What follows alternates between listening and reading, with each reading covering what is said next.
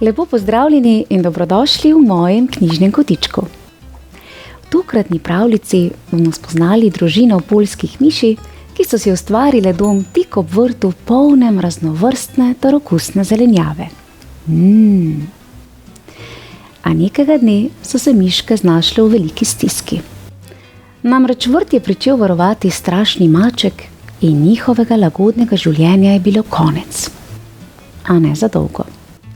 Miška Živka je s pogumom ter srčnostjo ukanila mačka. Le kako je to uspelo? Predlagam, da se udobno namestimo in prisluhnemo pravljici iz zbirke Vrline z naslovom Miška in srčnost.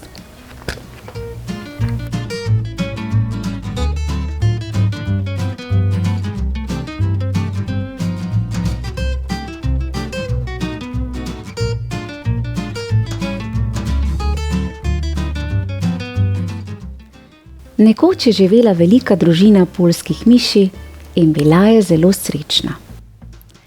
Dom si je ustvarila tik ob vrtu, na katerem je rasla vsakovrstna zelenjava, tako da jim ni bilo treba nikoli skrbeti, kako naj si preskrbijo hrano.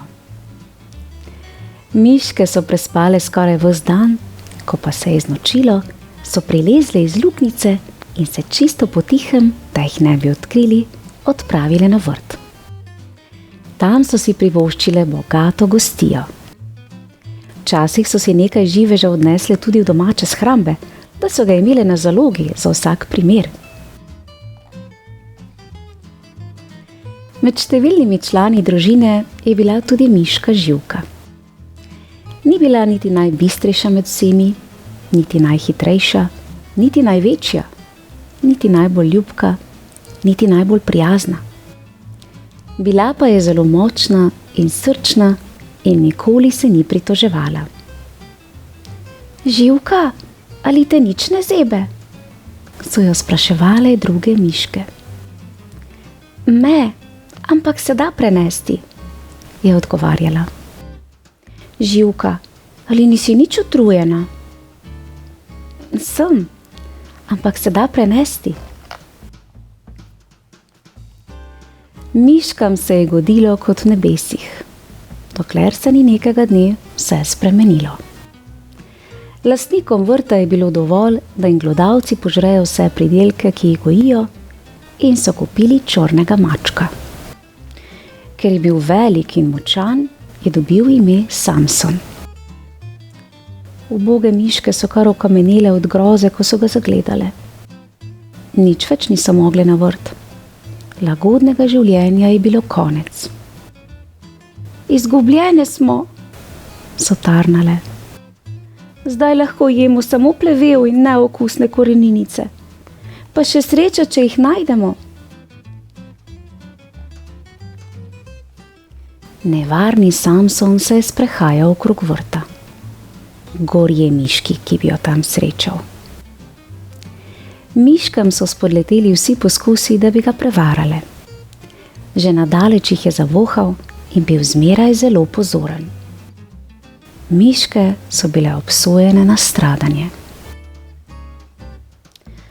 A lakota še ni bila najhujše. Najhujše je bilo, ker so se miške prepustile malodušju in strahu. Kadar pa je nekoga strah, ne more jasno razmišljati. Kaj bomo zdaj? So spet in spet nemočno stokale. Nazadnje so sklenile, da se bodo s Samsonom poskusile pogoditi. Na palico so privezale belo krpo in si tako naredile belo zastavo. Najstarejša miška in glava družine se je v spremstvu 5 največjih miši odpravila na vrt, da bi se pogovorila z mačkonom. Kaj bi rade? jih je vprašal Samson z neprijaznim, hripavim glasom, ko jih je zagledal. Dlaka se mu je nasršila in iz odprtega gobca so se zableščali ostri zobje. Miške so preplašeno vztrepetale. Najstarejša se je opogumila in izecljala. Če nam dovoliš, da se še naprej hranimo na vrtu, ti obljubljamo, da ti bomo vsak dan prinesli ribo iz reke. Prijateljujemo z bobri in lovili jih bodo zate. Mjav, nikar me ne spravljajte v smeh. Moji gospodarji mi dajo vsak dan jesti ribe, meso, mleko, včasih tudi kakšno sladico. Edino, česar mi ne dajejo, so miši. Miške so se v strahu obrnile in brž pobegnile na varno. Ponižane in pobite so se privlekle domov in povedale, kako so opravile. Kakšna nesreča! Nič več ne bo suhega sadja in nežnih pogankov. So začele glasno tožiti. Vse razen Živke. Nikoli se ne smemo predati, jim je vlivala pogum. Nečesa sem se spomnila. Naberite suho travo in drobne vejice. Potem pa zadeve prepustite meni. Ko se je znočilo, so miške prižgale ob vrtu velik ogenj, potem pa se poskrile po grmovju v okolici. Maček, presenečen, ko je opazil ogenj, se je namenil tja, da bi videl, kaj se dogaja. A še preden je prišel do ognja, je nenadoma v grozi obstal. Nedaleč stran je sredi noči, osvetljene z ognjem, zagledal velikansko, orjaško miš, ki se je počasi pomikala proti njemu. Videti je bila kot pošasten duh. Mjav, na pomoč, mjav! Je presunljivo zamjavkal maček Samson in se pognal v beg, kot da bi ga podilo 100 hudičev. Zdaj je Živka sklicala družino in rekla: Zdaj, dajmo, naberimo dovolj zaloge za vso zimo. Miškam ni bilo čisto jasno, kaj se je zgodilo, da je maček zbežal. Prilezle so iz skrivališč in brez oklevanja ubogale Živko. Pohitele so na vrt in si nabrali toliko živeža, da so ga komaj znosile v svoje shrambe. Ko so bile spet varno doma, so vprašale Živko: Kako se ti je posrečilo pregnati mačka? Lahko je bilo, je odgovorila. Ogenj je metal mojo senco na vrtno ograjo, tako da sem bila videti prava velikanka. Samson me ni opazil, čeprav je bil zelo blizu. Videl je samo prikazan in ker ima strah velike oči. Ali se nisi nič bala?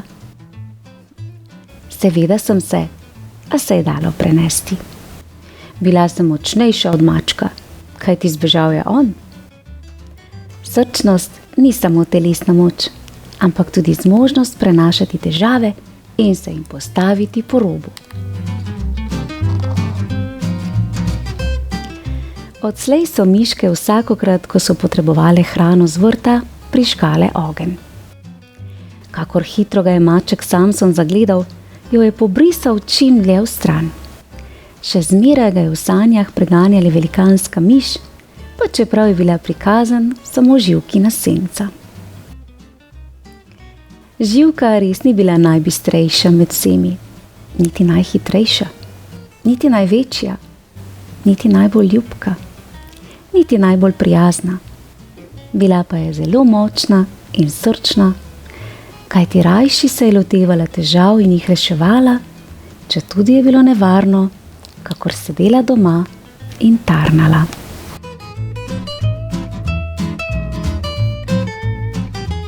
Bravo, miška Živka!